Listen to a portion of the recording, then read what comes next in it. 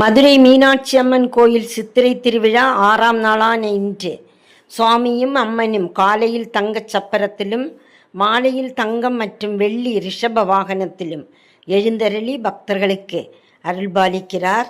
சொக்கரும் பிரியாவிடையும் தங்க ரிஷப வாகனத்தில் உலாவர மீனாட்சி வெள்ளி ரிஷப வாகனத்தில் உலா வந்து பக்தர்களுக்கு அருள்பாலிக்கிறார். பஞ்சவாத்தியங்கள் முழங்க வேடமணிந்த சிறுவர் சிறுமியர் புடை சூழ வீதி உலா நடைபெறுகிறது.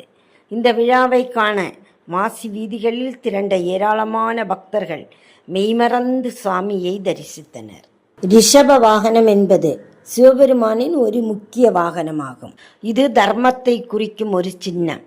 தர்ம தேவதை தான் அழியாமல் என்றும் அழியாத தர்மத்தின் வடிவில் இருக்க வேண்டும் என்று சிவபெருமானை வேண்டி தவமிருந்தால் சிவபெருமான் அவளின் தவத்தை ஏற்று தர்மத்தை தனது வாகனமாக எடுத்துக்கொண்டார். இதுவே ரிஷப வாகனத்தின் கதை. அனைவரும் சப்ஸ்கிரைப் பண்ணி ஆதரவு தாங்க. லைக் பண்ணுங்க, ஷேர் பண்ணுங்க. நாளைய தினம் 7ஆம் நாள் திருவிழாவின் வாகனத்தை பார்க்கலாம். நன்றி. தொடரும்.